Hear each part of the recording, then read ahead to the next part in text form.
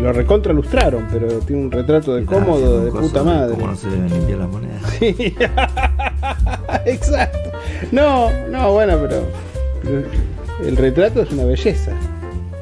Tenés un busto de Cómodo en bronce, original de la época de Cómodo.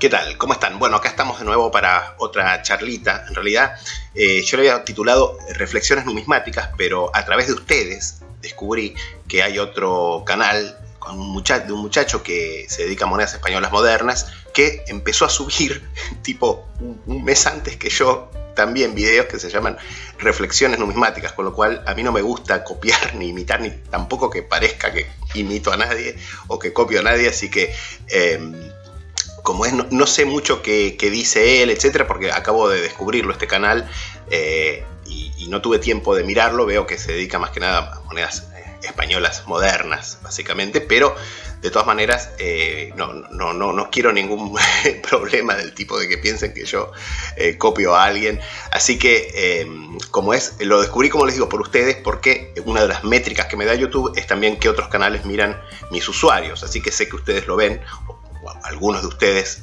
lo siguen, así que vamos a titularlo de otra manera. Bueno, básicamente yo tenía grabado un video de los 4 pilares de la numismática tratando el tema de la moneda romana. Bueno, en verdad lo grabé completo, de más de 1 hora, etcétera. Después me di cuenta que es un tema el tema de la moneda romana lo trataría en un par de videos y un poco más, menos informalmente, digamos. Este es mi problema, mi eterno problema, que es que yo básicamente empiezo con algo básicamente informal, digamos, tranquilo, y tiendo a complicarme. Eso siempre me pasa lo mismo con mi catálogo de monedas romanas. Me pasó eso, que básicamente empecé haciendo un catálogo muy básico, digamos, a nivel del corpus que lista, un catálogo bastante general, y los tomos se van haciendo cada vez más minuciosos, y el último tomo, los últimas 2 partes del tomo 2, digamos, que son las que tengo en revisión, en proceso de corrección para ser publicado, es de un nivel de especialización, de detalle y de información descomunal comparado con los primeros, digamos, porque ya trae todas las variantes mínimas, tipos de busto, tipos de leyenda, etcétera, con referencias cruzadas a 3 o 4 o a veces 5 catálogos académicos, una sección introductoria descomunal. Y bueno, básicamente es mi problema mental que, digamos, en los años de análisis, de psicoanálisis que hice, nunca logré resolver, digamos. Pero bueno, y también obviamente tratar de abarcar demasiado, tratar de dedicarme a muchas cosas. Eso es lo que me llevó a tener una colección de cerca de 16.000 monedas, la mitad por ahí antiguas, digamos. Pero digamos, bueno, son mis problemas psicológicos que yo no quiero que ustedes los perturbe, digamos. Así que básicamente decirles que el siguiente video sobre monedas romanas lo vamos a hacer de otra manera. No voy a seguir subiéndolos de un tirón, así, porque además tenemos que hablar también de las monedas bizantinas, etcétera. Así que más probablemente hago algún video parecido al que hicimos de la moneda republicana romana, ¿sí? En cambio, podríamos aprovechar hoy para comentar un poco más sobre monedas griegas. Está lindo el broncecito tolemaico, ¿viste? Está simpático, está enterito. ¿Cuál? El broncecito tolemaico. Mirá, ¿sabes cómo encontré esta caja? Un poco más para que ustedes vean cómo sacarle el jugo a una moneda griega. Cómo cuando ustedes compran, por ejemplo, una moneda griega, pueden disfrutarla a partir de entenderla mejor. Porque básicamente una moneda no es un pedazo de metal. Una moneda es casi un contenedor. Es como si fuera, yo solía decir en otra época, digamos, un CD-ROM. ya no se usan más los CD, pero un CD-ROM, porque es redondo también, con información de todo tipo del pasado, digamos, ¿no? O sea, básicamente una moneda griega, y una moneda romana también, y una moneda de cualquier época pretérita, digamos, es como un contenedor de información que trae datos metrológicos, datos del sistema monetario, en el peso, en el contenido de metal que tiene, de plata, de oro, de electrón, de lo que sea, de bronce, la escritura, la lengua de esa civilización, en el caso de las monedas griegas, obviamente generalmente, o casi siempre es el griego, digamos, ¿no? Diseños, el arte de esa civilización, ¿sí? Y también mucha información cultural, política, además de económica, digamos, ¿no? Porque la moneda es, desde la época antigua, uno de los medios más eficaces para transmitir un mensaje político por parte del Estado, que es el emisor de esa moneda. Así que un poco voy a insertar algunos videos comentando la tipología de algunas monedas griegas, algunas obviamente especialmente famosas, ¿no? Como puede ser la tetradracma de Atenas, el estáter de Corinto y otras monedas que por ahí son menos famosas o tal vez ustedes no conozcan, pero también son súper interesantes desde el punto de vista de la tipología y de lo que son, digamos, ¿no? Un poco lo que es Coin of the Week, pero mucho más breve, pero al mismo tiempo con información mucho más específica. Bueno, esto por un lado. Por el otro, bueno, fíjense, esta semana, este miércoles, estuve en lo de mi amigo Eduardo, estuve en lo de varios amigos, a los cuales no veía hacía mucho tiempo, estuve en lo de mi amigo Gastón, que es un buen personaje, que es este muchacho que yo les digo que, como les digo, es un genio. Como buen genio, es muy vago, digamos, pero es brillante, digamos, es un tipo que hizo las primeras subastas en Argentina, y después, bueno, ha hecho esa clase de negocios que hacemos los numismáticos, obviamente que solamente hacemos los numismáticos, que es, por ejemplo, bueno, negocios con las monedas que emite un país, el Banco Central, etcétera, que bueno, son perfectamente legales, pero básicamente son avivadas, digamos, como decimos los argentinos, que es algo genial, porque bueno, básicamente muestra cómo los numismáticos somos los que verdaderamente entendemos de la moneda, mucho más que incluso los economistas o lo que sea. Bueno, y estuve en lo de mi amigo también Ernesto, el hijo del Tano Lorenzo, que yo también les mencioné, etcétera, y de hecho vamos a ver si yo lo hablé con Ernesto, que está de acuerdo, tiene ganas de que filmemos alguna cosa en el local de él. Así ven un poco cómo es el comercio a la calle, ¿no? De numismática en la Argentina, o lo que queda de él, digamos, después de tanto desastre que ha sufrido este país. Y fíjense, por ejemplo, estuve este miércoles en lo de Eduardo y justamente se le había caído una bolsa con monedas antiguas que había comprado hace años en la cabeza, acomodando unas cosas, y me dijo, mirá, qué sé yo. Bueno. Acá tenemos un caso clásico de sobrecelo, porque le puso falsas. A ver, no sé. Pero Porque debe haber creído que eran denarios. Porque generalmente tratan de vender monedas. Generalmente te tratan de vender monedas falsas como auténticas. Pero este es el caso contrario. Estas monedas son perfectamente auténticas y te las señalaron como falsas, ¿ves? Pero estas monedas son auténticas. Lo que pasa es que el tonto que las clasificó, al ser las dos del mismo tipo y al ser las dos de bronce y chiquititas, claro, y laureadas, pensó que eran denarios y le puso falsas, ¿ves? Y resulta que, bueno, había de todo. La mayor parte monedas romanas, generalmente no en estado hiperselecto, como se podrán imaginar, por un lote de cosas que compró. Y también había un par de paquetitos de monedas orientales. Había uno con dracmas de Tabaríes, que son dracmas de una dinastía preislámica y también de los gobernadores que gobernaron una zona al sur del mar Caspio, en lo que sería el universo iranio, podríamos decir, en la época de la conquista islámica, y también dirhems yemeníes medievales. El único que te va a poder decir lo que es así a ojo y sin mirar un catálogo soy yo, probablemente, o Stephen Album. Estas son dirhems medievales yemeníes, de los rasúlidas. Son dirhems medievales yemeníes. Son muy comunes, pero son lindas monedas. Se las compraste al manco. Al manco. Bueno. Y bueno, obviamente él me dijo si se los podía identificar. Yo le dije que no había ningún problema, también alguna otra moneda bizantina, etcétera, y me regaló una monedita de que yo en su momento, cuando la vi, me pareció que era Julia Paula, porque hay un busto de una emperatriz que se ve que es un busto de la época el agábalo, mal llamado en español heliogábalo, porque en realidad la etimología del nombre latino era el agábalus, que es del dios Elgabal, del cual este emperador era sacerdote. Y nada, tardé 15 segundos en identificarla una vez que tuve acceso, digamos, a mi biblioteca y a mi base de datos. Y no resultó ser Julia Paula, sí es de la época del agábalo, pero es Julia Soemias, la madre del agábalo. Y es una moneda muy interesante porque es un broncecito provincial, mejor dicho, un broncecito local, un broncecito cívico, de la ciudad de Aspendos, en Panfilia, en el sur de Asia Menor. Y esta moneda en el reverso tiene una representación doble de Afrodita, de la diosa Afrodita, en esta forma momiforme, podríamos decir.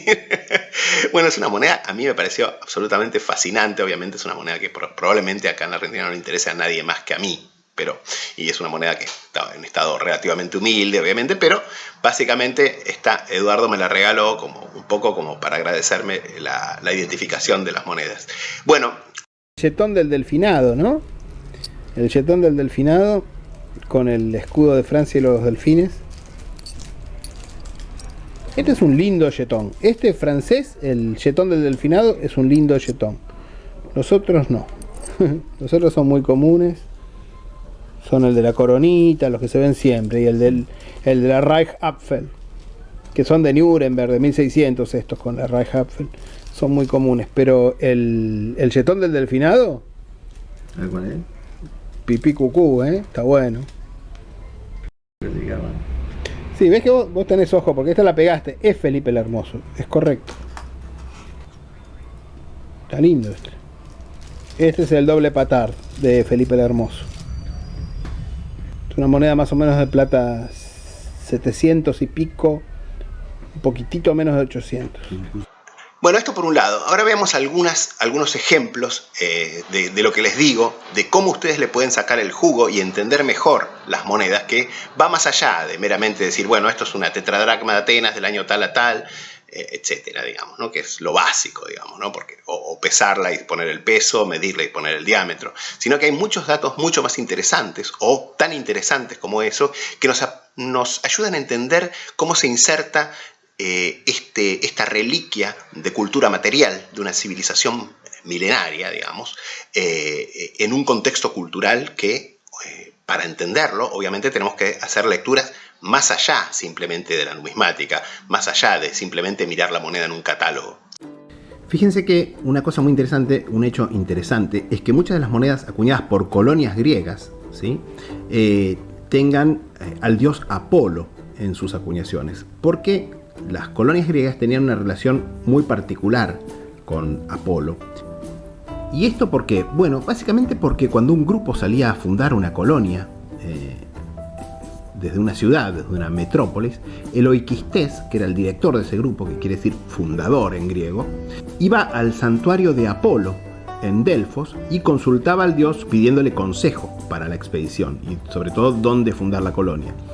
Y así tenemos que, además, las colonias griegas siempre mantuvieron una relación muy especial con Apolo y sobre todo con su principal santuario, el oráculo de Delfos. Y fíjense, como le comentaba a mi amigo Carlos de Universo Numismático, que subió un video muy lindo sobre las monedas de Metaponto, acá tienen justamente un nomos arcaico de Metaponto. Y fíjense que las monedas de Metaponto siempre tienen como tipología principal, como emblema cívico, podríamos decir, una espiga. Y esto es una referencia a la enorme riqueza cerealera de esta ciudad. Es una espiga probablemente de cebada. Justamente la ciudad era muy rica desde el punto de vista agrícola. Estaba sentada en una planicie muy fértil y fíjense que este es un nomos arcaico de Metaponto. ¿Ven? Es una moneda incusa, ¿sí? Estas monedas son típicas de las acuñaciones muy tempranas de las ciudades griegas de la Magna Grecia, de las colonias de la Magna Grecia, es decir, del sur de Italia. Tiene exactamente el mismo diseño incuso atrás. Acá podemos ver una moneda posterior de Metaponto con Demeter, que justamente es la diosa agrícola.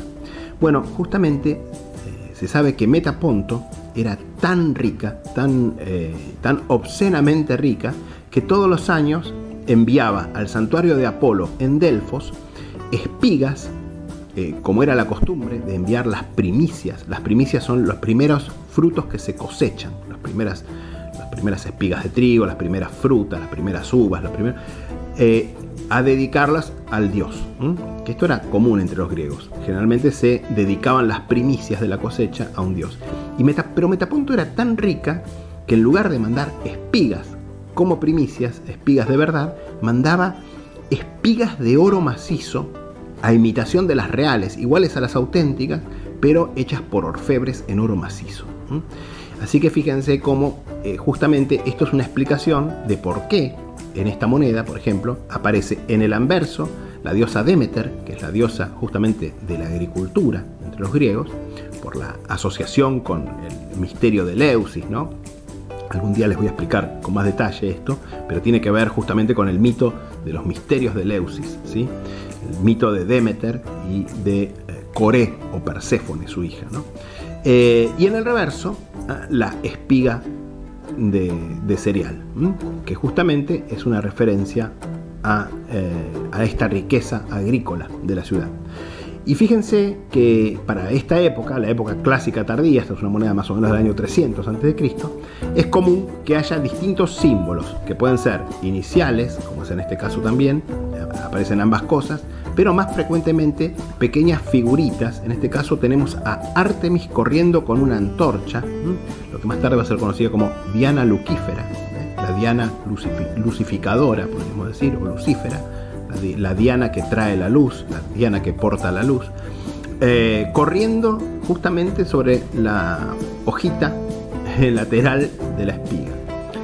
Acá tienen otra, tal vez un poquito anterior, otro nomos o stater, didracma, un poquito anterior, hacia el año 330, 300 a.C. o 290 a.C., y tienen una representación probablemente de Coré, la hija de Perséfone, pero de 3/4 perfil. Esto es bastante inusual, es un arte ya muy avanzado, clásico muy avanzado, digamos, ¿no? Muy interesante desde el punto de vista artístico de la moneda. Y en el reverso, como siempre, tienen la espiga. Bueno, si vamos a Corinto, ven que siempre las monedas de Corinto, pero también de las colonias de Corinto, tienen como tipología de anverso el Pegaso. Y en el reverso tienen a Atenea generalmente, que es la cabeza de Atenea, que es básicamente los estater. Las dracmas tienen Afrodita, por ejemplo. Pero los estater, la unidad monetaria, ¿sí?, que era una tridracma en Corinto, tienen a la cabeza de Atenea, que era la diosa patrona de Corinto, que también era la diosa patrona de Atenas, obviamente. Bueno, fíjense, ¿por qué tienen siempre el Pegaso? Bueno, el Pegaso es el emblema de Corinto, pero ¿por qué es el emblema de Corinto? Eso es lo que ustedes tienen que saber. Bueno, básicamente porque el héroe nacional de Corinto era Belerofonte, cuyo nombre quiere decir el matador del tirano Beleros, que básicamente era el héroe nacional de Corinto. Y las dos hazañas de Belerofonte eran cazar a la quimera, que también aparece en algunas monedas corintias. La quimera era esta criatura híbrida, ¿no?, con cuerpo de león, con una cabeza de chivo en la nuca, bueno, etcétera. Esta es una moneda de otra ciudad, esta es una moneda de Siquión, una moneda de otra ciudad, no lejos de Corinto, por cierto. Pero volviendo a las monedas de Corinto, y acá tienen un estater, el otro era arcaico, este es clásico avanzado, digamos. ¿Por qué la moneda de Corinto tiene el Pegaso? Porque básicamente las dos hazañas de Belerofonte fueron justamente cazar a la quimera y domar al Pegaso. Pegaso, el caballo alado, había nacido de la cabeza cortada de la gorgona Medusa, justamente, que obviamente también aparece representada en montones de monedas griegas, como esta moneda de Apolonia Póntica en la zona del Mar Negro, o esta otra de Neápolis, otra colonia griega en Macedonia. Bueno, justamente Pegaso había nacido cuando le cortan la cabeza a Medusa, a este ser horroroso, cuando Teseo, el héroe nacional de Atenas, le corta la cabeza a Medusa, sale volando Pegaso del corte, digamos, ¿no?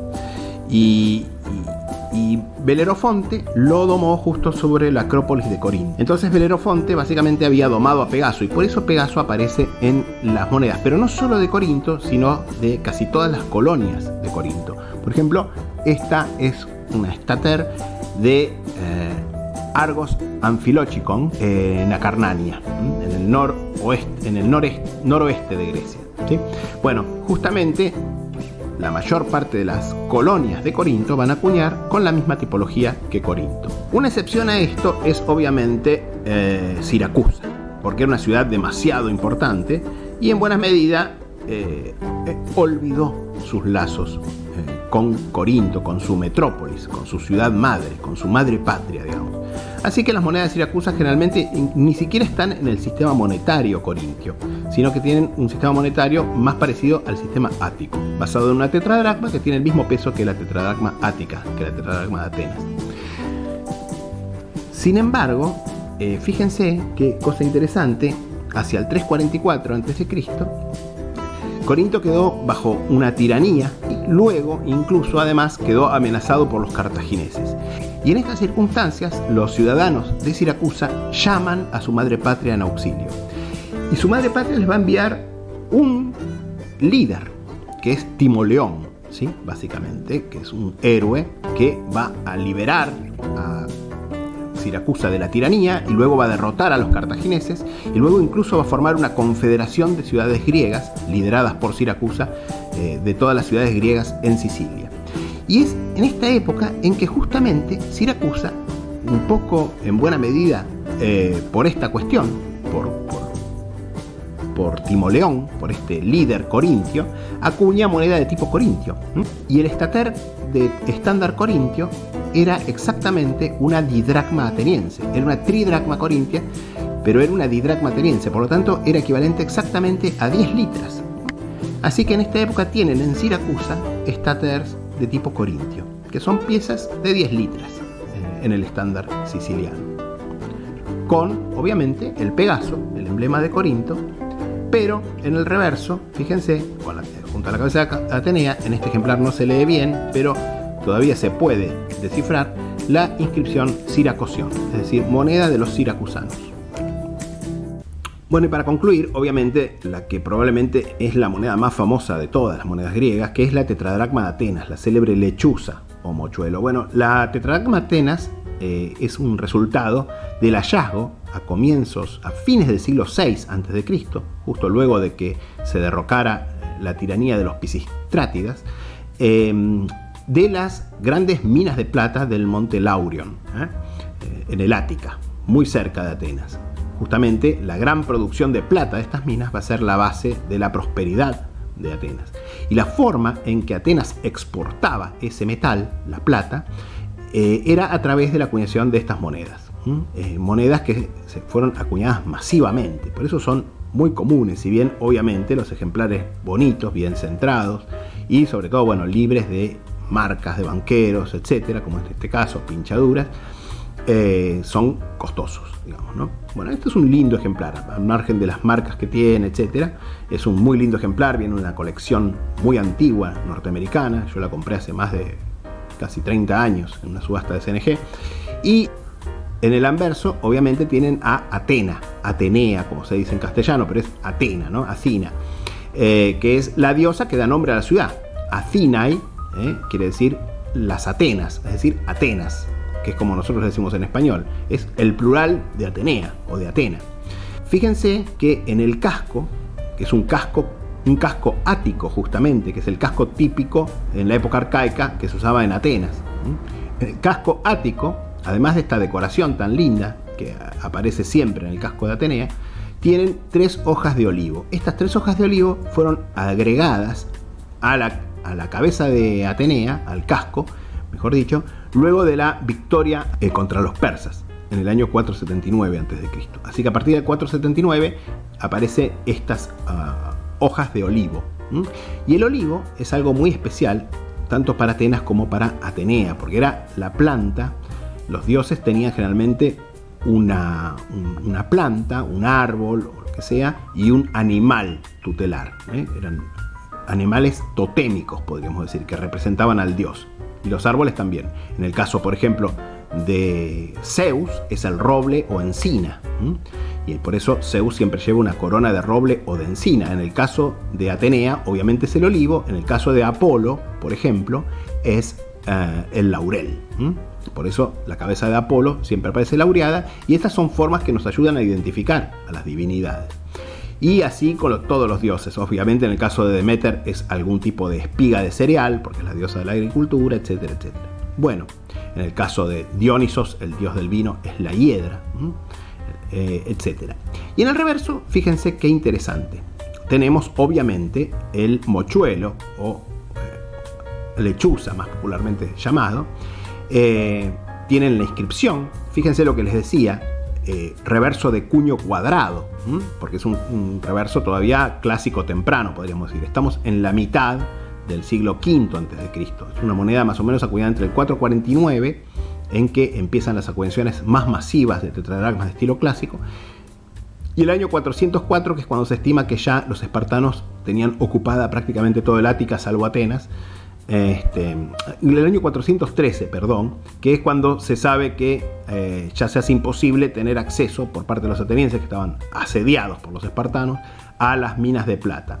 En verdad, la guerra del Peloponeso terminó en el año 404, con lo cual ya a partir de ahí no puede haber ninguna acuñación de tetradracmas atenienses. Pero se calcula que ya para 413 los atenienses ya no tenían más acceso a sus propias minas de plata, con lo cual probablemente las acuñaciones terminan abruptamente hacia el año 413 a.C. de esta serie concretamente. Bueno, tienen el mochuelo, tienen la creciente. Bueno, hay un libro que para los que les gusta la mitología griega se lo recomiendo mucho. Tiene algún par de hipótesis de teorías medias voladas, medias delirantes, pero está muy bueno la forma en que relata los mitos griegos, que es justamente Los mitos griegos de Robert Graves. Un libro genial, leí muchas veces. Y fíjense que Graves dice que justamente Atena o Atenea era una diosa lunar. Y fíjense que aparece una creciente, es decir, una media luna detrás de la lechuza. Una interpretación más banal diría que básicamente la lechuza es un animal nocturno y que es lógico que aparezca la luna detrás, como sería una especie de escena, digamos, en la cual la lechuza está parada en un árbol de olivo, digamos, y atrás se ve la luna porque, como dice Schopenhauer, ¿no?, la lechuza es un animal nocturno que abre sus alas y se eleva en la noche. Esto en realidad es una alegoría a la filosofía, quiere decir que el hombre se vuelve filósofo en la edad avanzada, digamos, ¿no?, preferentemente, porque básicamente la filosofía es un bicho que le sale al hombre, digamos, como la lechuza en la noche de la vida, es decir, en el atardecer de la vida, digamos, ¿no?, que es cuando el hombre se vuelve más filosófico. Los jóvenes no filosofan, digamos. Pero no, en realidad la creciente claramente está incluida porque es una referencia al carácter lunar que tenía Atenea, lo que en otro libro, también Robert Graves, en otro gran libro que también les recomiendo, se llama La diosa blanca, justamente es una referencia a la diosa originaria de los pueblos prehelénicos en Grecia.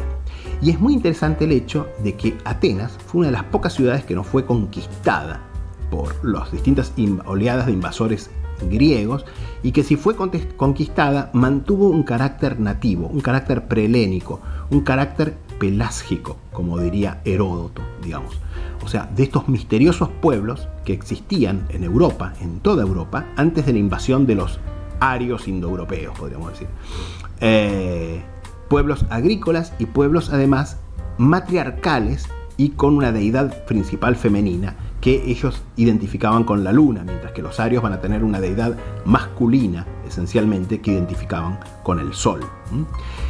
Y atrás, para concluir un poco, bueno, adelante tienen obviamente la inscripción Afe, que no quiere decir Athinae, sino que es una abreviatura de Athinaion, moneda de los atenienses sería, es decir, de los atenienses concretamente. Es el genitivo plural del gentilicio, que es lo que tienen como inscripción las monedas griegas. No tienen el nombre de la ciudad, porque para los griegos la ciudad era el conjunto de sus ciudadanos, no era un lugar, no era con un montón de casas. Esto es importante, es interesante entenderlo.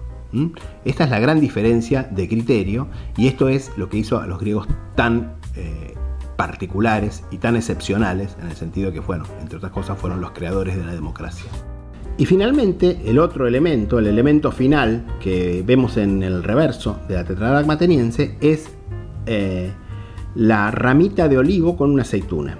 Y esto es obviamente también una referencia a Atenea, pero sobre todo es una referencia al don de Atenea para Atenas. Porque básicamente cuenta la leyenda de la fundación de Atenas, que Atenas fue fundada por Erictonio, que es un ser semidivino. Era un semidios, podríamos decir, o un dios incluso, porque en realidad Erictonio nació de un intento de violación a Atenea. Era una especie de hijo putativo, podríamos decir, o adoptivo de Atenea. En un momento creo que fue Hefesto que trató de violar a Atenea, que era una diosa virgen, y no lo consiguió. Y básicamente cuenta el mito que Hefesto eyaculó sobre la pierna de Atenea. Y Atenea se limpió con lana, se limpió la mancha con lana, que básicamente es una... de ahí viene el nombre de Erictonio justamente, y arrojó la lana manchada a la tierra. Y la tierra también es una diosa, y al ser fecundada, ¿sí?, con la sangre de un dios, pero la tierra, Gea, también es una diosa para los griegos, y al caer la lana sobre la tierra con la simiente del dios, fue fecundada, y tuvo a Erictonio, que era hijo de Gea y de Hefesto, pero al mismo tiempo, en cierto modo, hijo de Atenea. Y Atenea un poco tenía una preferencia por Erictonio. Bueno, pues bien, Erictonio fue el fundador de Atenas, y cuando fundó la ciudad de Atenas, decidió dedicarla a aquella divinidad que le hiciera el mejor regalo a Atenas. Entonces se postularon, digamos, dos dioses principalmente, y esto, fíjense que tiene todo un significado también. Estos dos dioses fueron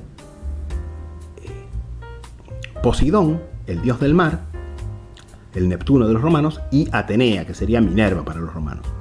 Bueno, fíjense que justamente Atenea, que va a ser justamente la diosa patrona, porque va a serle el mejor regalo, es la diosa patrona de Atenas, pero Poseidón también es un dios muy importante en Atenas. ¿Por qué? Porque Poseidón va a ser el patrono secundario de Atenas, porque justamente Atenas va a ser la gran potencia marítima, la gran potencia naval, podríamos decir. O sea, la gran potencia del mar. El mar que era el dominio de Poseidón. Bueno, Poseidón va a ofrecer a Atenas como regalo un manantial de agua salada que curaba enfermedades. Poseidón dice: yo tengo el mejor regalo, va a golpear la tierra con su tridente y va a surgir este manantial de aguas salutíferas, sulfurosas, saladas, qué sé yo, que era una maravilla también, que traía muchos turistas a Atenas. Pero Atenea, a su vez, va a decir: yo también tengo un regalo, y va a tocar con la punta de su lanza la tierra también. Y de donde tocó Atenea con la punta de su lanza la tierra, va a surgir un arbolito de olivo. Porque la primera riqueza que tuvo Atenas, la primera riqueza que tuvieron los atenienses, fue justamente la excelente oliva que daba los árboles de olivas, los olivos del Ática. Las aceitunas, que era una de las principales commodities del mundo griego. Por eso Atenea pasó a ser la patrona principal de Atenas y Poseidón el patrono secundario, podríamos decir. Y por eso justamente aparece la ramita de olivo con la aceituna en el reverso de esta moneda.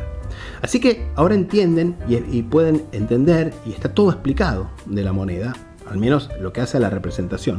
Y fíjense que además, lo otro que quiero decirles de la moneda ateniense, de la tetradracma ateniense sobre todo, es que va a ser una moneda que va a tener un enorme valor internacional, una especie de dólar del mundo antiguo, al punto que se va a acuñar con este estilo arcaizante durante mucho tiempo, porque no se cambiaba el estilo, como pasó con el dólar, para que la moneda siguiera siendo aceptada y reconocida en los mercados internacionales. Más tarde,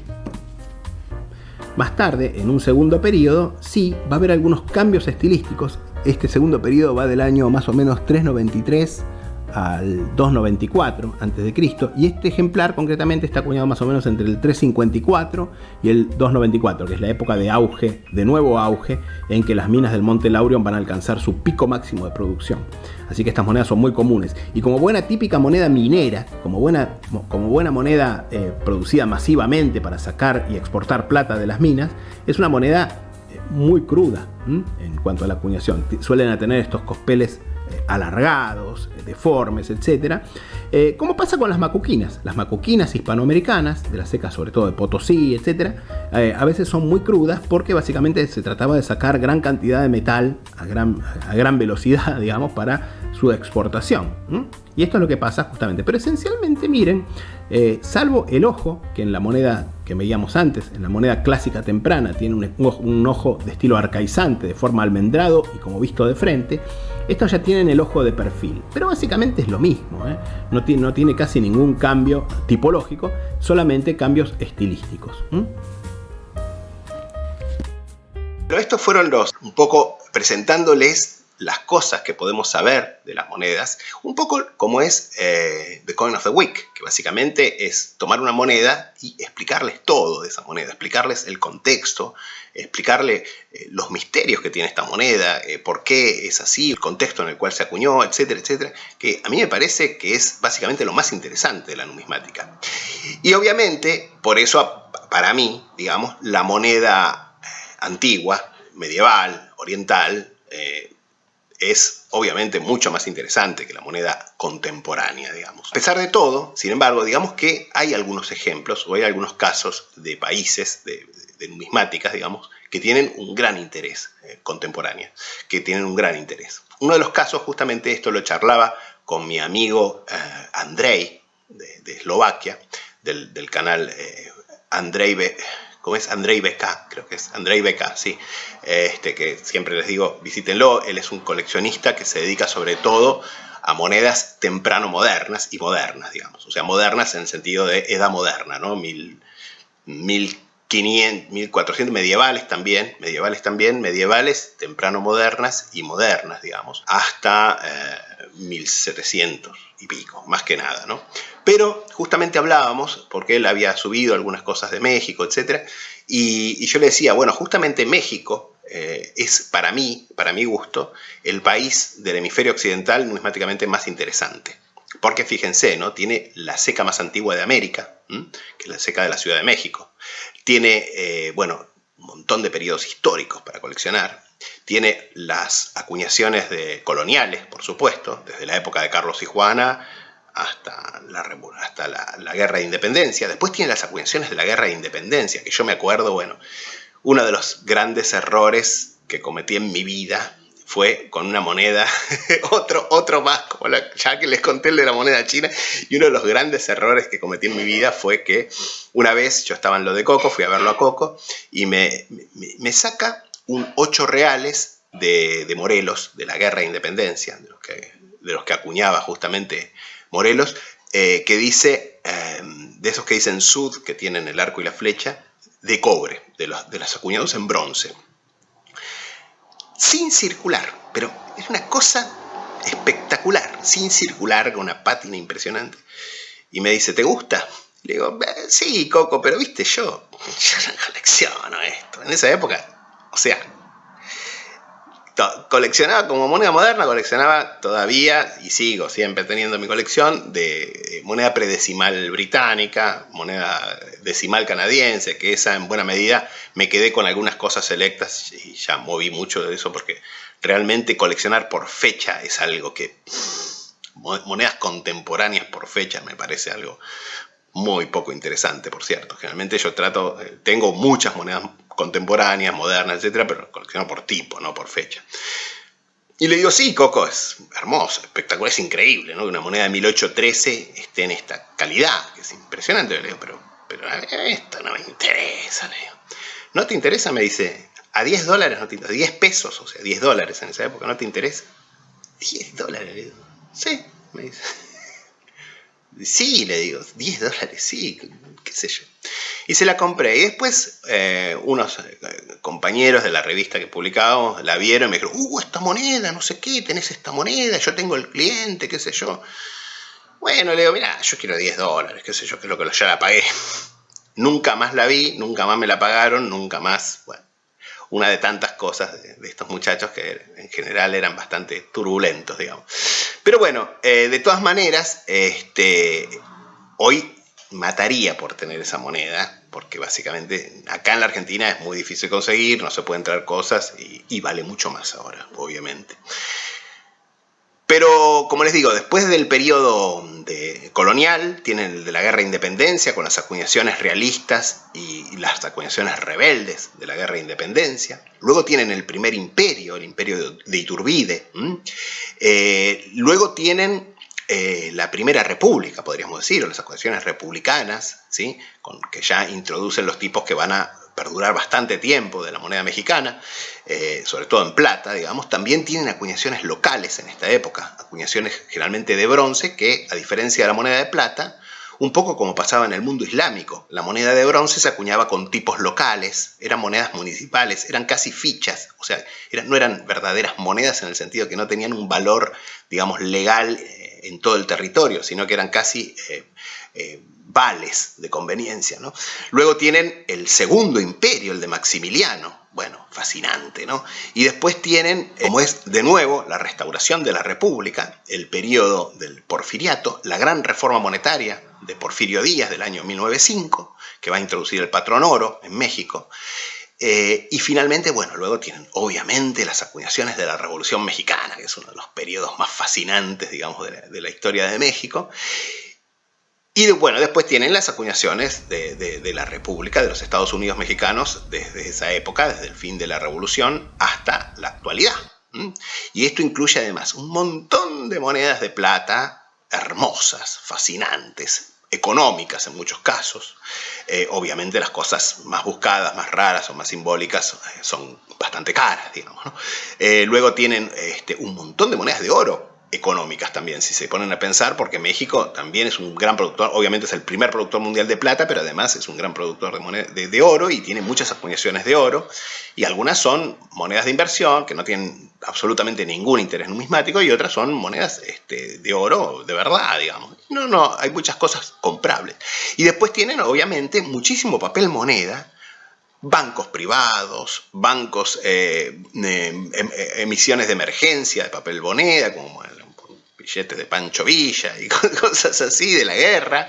Y luego obviamente también tienen muchos billetes que valen casi nada, porque México también, como todos nuestros países latinoamericanos, en la década del 80 tuvo una alta inflación. Argentina todavía la tiene, digamos, pero bueno, México tuvo, como todos los países, prácticamente como casi todos los países de Latinoamérica, tuvo una altísima inflación en la década del 80 y la reforma monetaria. Y fíjense que México es un país que yo siempre digo, es un país que a mí me fascina mucho el tema de... Yo estuve en México, yo conozco muchos países. El único país que nunca pisé, no por nada, en contra de Estados Unidos, por cierto, no soy anti-norteamericano ni nada por el estilo, pero el único país que no pisé es Estados Unidos. Pero llegué hasta México, digamos, pero conozco toda la América Latina, la recorrí, no voy a decir a pie, pero casi, digamos, incluyendo toda Centroamérica, que es una región que me parece absolutamente fascinante. Y México me parece, desde el punto de vista numismático, definitivamente el país más interesante del hemisferio occidental. Como les digo, por toda esta riqueza que tiene, ¿no? Y porque además es un país numismáticamente muy orgulloso. Es decir, es un país que mantiene su propia ceca, que prácticamente siempre acuñó sus propias monedas, ¿sí? A diferencia de otros países que las importan, por ejemplo. Por ejemplo, yo también coleccioné de chico monedas de Suecia, sobre todo monedas decimales. Y Suecia, la verdad, para mí fue una decepción. Es un país que yo quiero mucho, tengo muchísimos amigos, hablo muy bien sueco, etc. Pero el gran problema con Suecia es que es un país que no valora la numismática. Desde el punto de vista numismático, es triste eso, ¿no? Por eso es uno de los primeros países que está por suprimir prácticamente el dinero en efectivo, ¿no? Justamente ya prácticamente no se usan ni las monedas ni los billetes, y de hecho cerraron la Casa de Moneda de Estocolmo, de Esquiltuna, perdón, que era la casa de monedas, la última que funcionó, y directamente las monedas las hacen en Finlandia, digamos. Y las monedas además son horribles. Las monedas modernas, contemporáneas suecas, las últimas sobre todo, las anteriores, las de la década del 50, por ejemplo, a mí me gustan bastante, pero las últimas monedas suecas son espantosas, o sea, son sobrecogedoramente feas. Yo diría que básicamente a mí las monedas posteriores a la época en que yo nací prácticamente no me gustan. Y en general trato en esa época la historia monetaria en mi colección tenerla representada con papel moneda, que me parece más digno, digamos, ¿no? Pero esas monedas hechas con metales ultra baratos y horribles, con diseños minimalistas, etcétera, encargados a artistas contemporáneos de qué sé yo. Realmente son insultantes, digamos. Y al margen de que, como yo les digo, en la época contemporánea prácticamente la moneda ya no cumple casi ninguna función, ¿entienden? Entonces, básicamente no representa nada. Son pedazos de metal que básicamente alguien recibe como vuelto, como cambio en las compras. Así que no. Y en cambio, fíjense que México tiene una dignidad. O sea, fíjense que México siempre emite, bueno, esto tiene que ver también con que México obviamente es el primer productor mundial de plata. Entonces, México siempre emite, fíjense, moneda de plata circulante. Eso es una cosa casi única en el mundo, porque es uno de los pocos países donde efectivamente se puede llegar a pagar con plata. Eso para mí es absolutamente laudable, digamos, ¿no? Es genial, digamos. Eso es genial. Yo, como moneda, obviamente tengo bastantes monedas de México, tengo cosas bastante lindas. Algún día vamos a hacer una charlita sobre México. Me gustaría mucho explicarles un poco cómo es la historia monetaria, sobre todo a partir de la independencia de México. Pero eso lo vamos a dejar para más adelante. ¿Ven? Esa es mi gran problema mental, que yo trato de meterme con todo y como bien dice el dicho, ¿no? Quien mucho abarca, poco aprieta. Pero en realidad lo que yo trato de hacer siempre es tener un buen vistazo, un buen conocimiento general de la historia monetaria, de la numismática universal de todos los tiempos, digamos, y no obviamente de las pavadas, ¿no? De las monedas de ahora y de las monedas que hacen para coleccionistas y todo eso, que para mí no tiene prácticamente ningún valor de ningún tipo, digamos, ni como moneda, ni como objeto de estudio, ni hablar, ¿no? Ninguno, ni tampoco como inversión tampoco, porque cosas que están hechas para coleccionistas es lo mismo que, o sea, obviamente que las monedas van a estar sin circular, obviamente que... Y hay gente que las compra, las manda a graduar a PSGS a ver si le ponen MS69 o MS70, o sea, tonterías así, digamos, como si fuera algo, digamos, que básicamente... Yo realmente esas cosas no lo respeto, digamos. Sí, coleccionar la moneda circulante me parece interesante, incluso de cualquier época, digamos, ¿no? Papel moneda y monedas, digamos. Bueno, como justamente también le decía a mi amigo Carlos de Universo Numismático, que fíjense, él subió un video hace varios años presentando el tema de las monedas antiguas, de las monedas medievales, etc. Y fíjense que él decía una cosa muy interesante, que es que para la mayor parte de los numismáticos, la numismática se reduce a los últimos 200 años, ¿sí? Que son las monedas contemporáneas. Sin embargo, obviamente que el 99% de las monedas, o de la historia monetaria, son monedas más antiguas. Entonces, atrás de eso está un conocimiento que obviamente, a diferencia de las monedas modernas, de las monedas contemporáneas sobre todo, las monedas modernas, medievales y antiguas no se autoexplican. Porque ustedes ven una moneda contemporánea y dice, qué sé yo, República Argentina, 1 peso 1995. Entonces, básicamente, ustedes ya saben toda esa moneda. Lo único que hay que averiguar de esa moneda es el precio. Ustedes saben que tienen 1 peso de la República Argentina de 1995, digamos. O sea, lo único que necesitan saber de esa moneda es mirar un catálogo y mirar el precio. Saber de monedas contemporáneas, básicamente, es saber los precios. En cambio, saber de monedas antiguas, yo les puedo mostrar, acá les puedo hacer un slideshow con 500 monedas y la mitad de la gente no va a saber ni qué son. O sea, necesitan estudiarlas para saber. Necesitan entender idiomas necesitan entender caligrafías antiguas, necesitan entender metrología antigua, necesitan entender un montón de cosas, necesitan pesarlas a veces, medirlas para saber qué denominación es, porque en las monedas, la denominación, es decir, la expresión del valor, un peso, una peseta, un franco o lo que sea, digamos, es una cosa contemporánea. Y básicamente está asociado sobre todo al hecho de la moneda fiduciaria. Cuando la moneda no tiene el valor que representa en metal precioso, hay que ponerle un valor, porque si no, o sea, el Estado tiene que imponerle un valor. Bueno, en la antigüedad, en la Edad Media, etcétera, las monedas valían por el contenido de metal precioso que tenían, entonces no hacía falta ponerle ningún valor. Una de las excepciones, justamente, y que sigue esta tradición, es la moneda de Venezuela. La moneda de Venezuela, el bolívar, digamos, hasta la década del 40, tenía simplemente la expresión del peso y el fino de la plata que contenía. Nada más, no decía un bolívar o 50 céntimos o 25 céntimos. Decía directamente la expresión del peso y del fino. O sea, decía 5 gramos, plata 835 milésimos. ¿Vale? O 25 gramos, plata 900 para el fuerte, la pieza de 5 bolívares. Así que, obviamente, la moneda contemporánea, esto es una excepción, lo que digo de Venezuela, la moneda contemporánea se autoexplica. Lo único que hay que mirar, lo único que hay que saber de monedas contemporáneas es el precio y cómo graduarlas en todo caso. La moneda antigua, en cambio, no se autoexplica. La moneda antigua requiere de una ciencia, que es la numismática, para poder entenderlas. Entenderlas, ¿qué quiere decir? Identificarlas, atribuirlas a una autoridad emisora, fecharlas, atribuirlas a una ceca, las coordenadas de tiempo y espacio, las coordenadas de autoridad monetaria, y ponerla sobre todo en su contexto cultural, que es lo que tratamos de hacer justamente en este videíto con algunas, 2 o 3 monedas griegas.